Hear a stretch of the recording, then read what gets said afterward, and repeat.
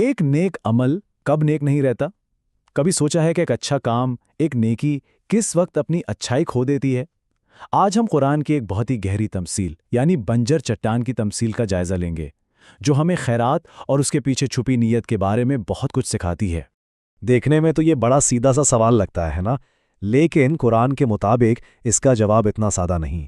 یہ ہمیں بتاتا ہے کہ کسی کام کا کیسے اور کیوں بھی اتنا ہی اہم ہے جتنا کہ خود وہ کام۔ تو چلیں اس بات کو سمجھنے کے لیے سب سے پہلے دیکھتے ہیں کہ خالص نیت سے کی گئی نیکی کا اجر کتنا بڑا ہو سکتا ہے۔ قرآن اس کی شروعات ایک بیج کی مثال سے کرتا ہے جس میں بڑھنے کی ایک ناقابل یقین صلاحیت ہے۔ جی ہاں، 700 گنا تک کا اضافہ۔ یہ صرف ایک عدد نہیں ہے، بلکہ یہ اس بے پناہ برکت کی طرف اشارہ ہے جس کا وعدہ ایک مخلصانہ عمل کے بدلے میں کیا گیا ہے۔ یہ تو ہے ایک آئیڈیل صورتحال، لیکن اصل بات تو اس کے بعد شروع ہوتی ہے۔ آنے والی آیات میں ایک بہت اہم وارننگ ہے کہ اس سارا اجر کیسے ضائع بھی ہو سکتا ہے۔ اب یہاں ایک بہت دلچسپ بات سامنے آتی ہے کہ یہ اتنا بڑا اجر، یہ سب کچھ کیسے مکمل طور پر ضائع ہو سکتا ہے، بالکل زیرو ہو سکتا ہے۔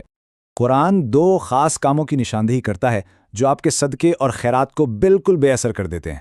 پہلا ہے احسان جتانا اور دوسرا ہے تکلیف دینا۔ تو اصل بات یہ ہے کہ دینے کا عمل بالکل خالص ہونا چاہیے، نہ صرف دیتے وقت بلکہ دینے کے بعد بھی۔ اس میں کوئی ملاوٹ نہیں ہونی چاہیے۔ اور یہی بات ہمیں اس موضوع کی سب سے اہم تمثیل، سب سے اہم مثال کی طرف لاتی ہے، بنجر چٹان کی۔ یہ مثال ایک ایسے نیک عمل کی ہے جو غلط نیت سے کیا جائے۔ یہ آیت ایک ایسے شخص کے بارے میں ہے جو خیرات تو کرتا ہے لیکن اللہ کے لیے نہیں، صرف لوگوں کو دکھانے کے لیے۔ اس کے دل میں حقیقی ایمان کی کمی ہوتی ہے۔ اس تمثیل میں جو الفاظ استعمال ہوئے نا، وہ بہت گہرے ہیں، جیسے صفان۔ اس کا مطلب ہے ایک بڑی، بالکل چکنی، ہموار چٹان جس پر کچھ ٹھہر نہیں سکتا۔ تو ذرا اس منظر کو اپنے ذہن میں لائیں۔ ایک چکنی چٹان ہے، اس پر مٹی کی ایک ہلکی سی تہہ ہے، دیکھنے میں لگتا ہے کہ یہاں کچھ اگ سکتا ہے۔ پھر ایک دم تیز بارش ہوتی ہے اور وہ ساری مٹی بہا کر لے جاتی ہے۔ پیچھے کیا بچتا ہے؟ صرف ایک صاف بنجر چٹان۔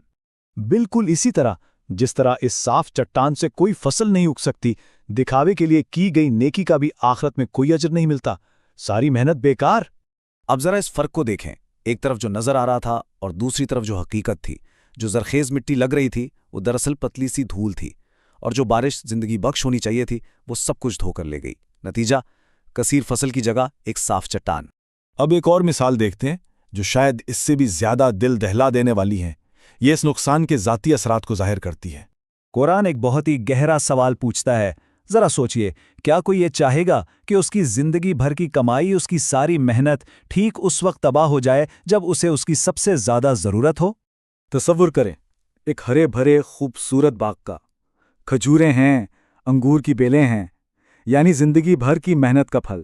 اور اس باغ کا مالک اب بوڑھا ہو چکا ہے، کمزور ہے، اور اس کے بچے بھی ابھی چھوٹے ہیں، اسی پر انحصار کرتے ہیں، یعنی وہ اپنی زندگی کے سب سے نازک موڑ پر ہے۔ اور پھر اچانک ایک طوفان آتا ہے، لیکن یہ کوئی عام طوفان نہیں، یہ ایک اعصار ہے، آگ بھرا بگولا، اور وہ اس پورے باغ کو جلا کر راکھ کر دیتا ہے۔ سب کچھ ختم۔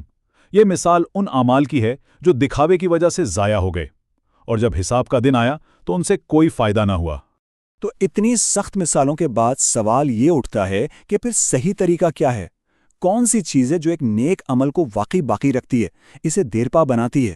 یہاں قرآن ایک بالکل مختلف تصویر پیش کرتا ہے، ایک ایسے باغ کی جو بنجر چٹان پر نہیں بلکہ اونچی زرخیز زمین پر ہے۔ یہ وہ عمل ہے جو صرف اللہ کی رضا کے لیے کیا جائے۔ اس باغ کی بنیاد اتنی مضبوط ہے کہ اس پر تیز بارش ہو یا ہلکی سی پھوار، یہ ہر حال میں پھل دیتا ہے۔ یعنی جب نیت خالص ہو تو تھوڑا عمل بھی بہت زیادہ برکت لاتا ہے۔